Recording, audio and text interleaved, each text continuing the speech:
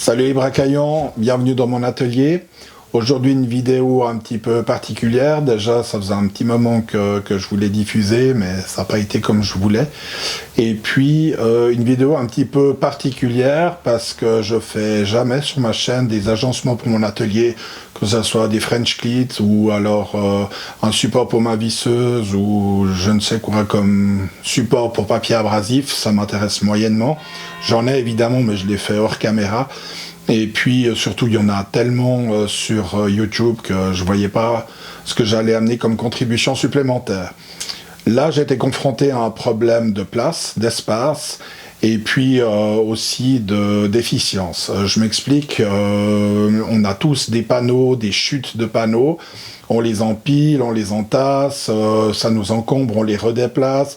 Quand on en a besoin d'un, c'est évidemment toujours le dernier ou l'avant-dernier, donc il faut tout dépiler. Résultat des courses, j'ai opté pour un rack à panneaux, mais pas un rack à panneaux contre un mur ou dans un espace, un rack à panneaux mobile, orientable, qui me permette de ranger mes panneaux de manière efficace et puis pratique. Donc on va regarder toute cette fabrication qui est un petit peu spéciale, avec un roulement à billes, j'en dis pas plus, vous le découvrirez au long de la vidéo. J'espère que ça vous plaira. A tout de suite à l'atelier.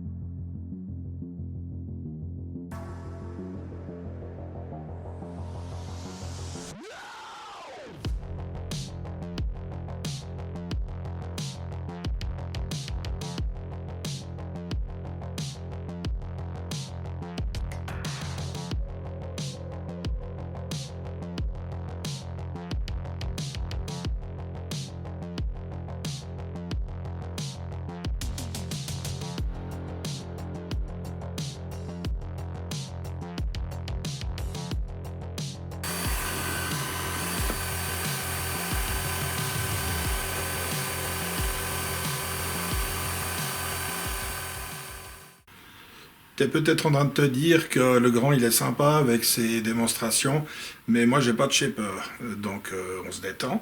Et puis, si tu regardes mes autres vidéos, j'ai toujours dit que c'était pas indispensable. C'est une très chouette machine et puis ça facilite plein de choses, mais avant j'en avais pas non plus, donc il fallait pas que je fasse autrement. Et puis ici on va travailler un peu dans la même optique. J'ai calibré de long parfaitement ma pièce. Et maintenant, je vais travailler à la circulaire pour faire l'évidement de l'entaille. Ici, on voit que j'ai déjà fait, tu l'as vu avant en vidéo, les petits percements, ce qu'ils appellent les dog bones, ces espèces de percements qui permettent d'insérer une section carrée en agrandissant l'arrondi laissé par la défonceuse.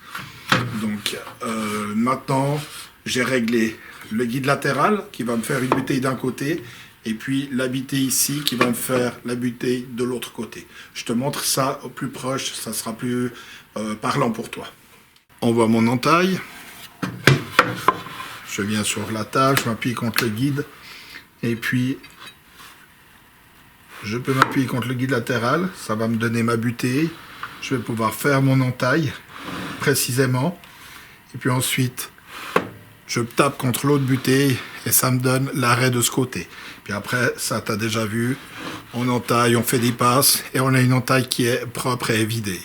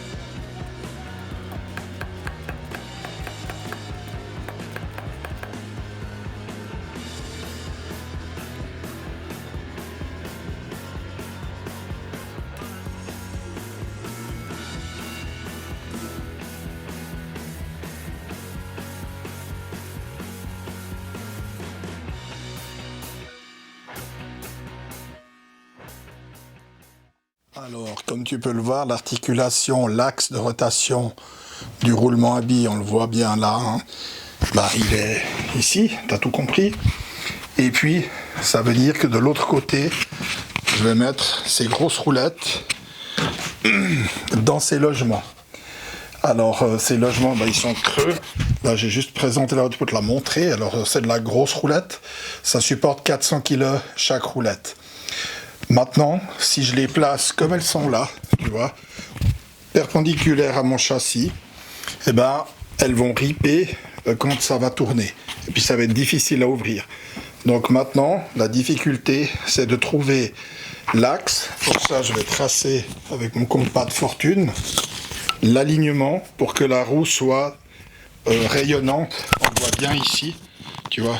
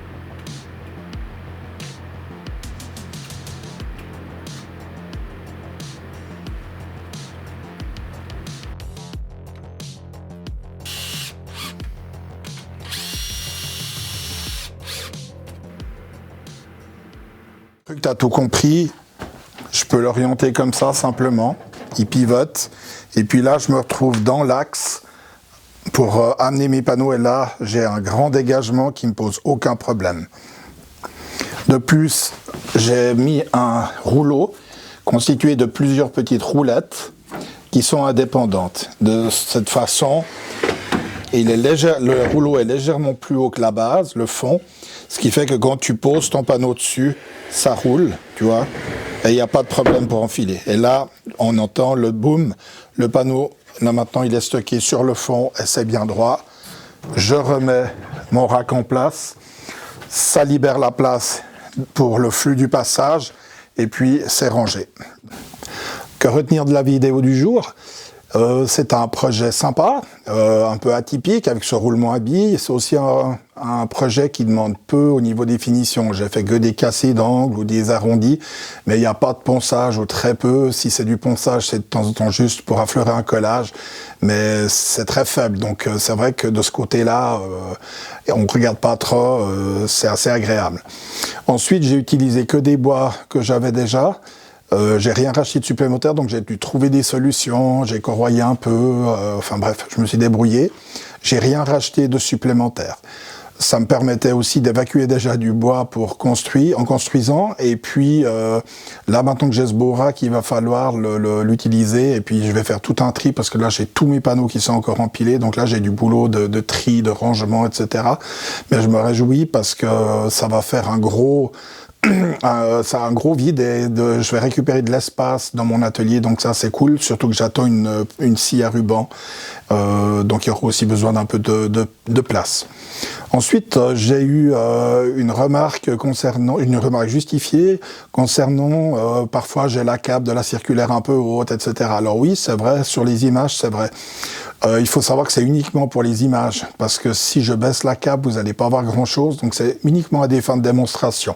Donc quand je travaille en série, etc., hors caméra, j'utilise toutes les protections. D'ailleurs, la preuve, j'ai encore mes 10 doigts. Donc voilà un petit peu le retour sur cette vidéo. Une dernière chose encore, j'insiste sur quand tu règles ta circulaire ou une autre machine pour des travaux en série, prends le temps de régler, parce que sinon, comme je l'ai dit, tu vas te tromper qu'une fois, mais sur toutes les pièces. Et puis tu devras tout corriger, c'est pénible, ça peut modifier des choses, et puis des fois tu peux même pas corriger, tu es obligé de te refaire les pièces. Donc prends du temps. Il y a des moments où tu dois prendre du temps et des moments où tu peux aller vite. Mais là, ces réglages-là, c'est des moments où tu dois prendre du temps, clairement. Donc voilà, j'espère que ça t'a plu. Si ça t'a plu, ben, tu sais, comme tout le monde, tu mets un petit pouce, et puis en l'air si possible, et puis partage. Et puis on se retrouve pour de nouvelles aventures dans une prochaine vidéo.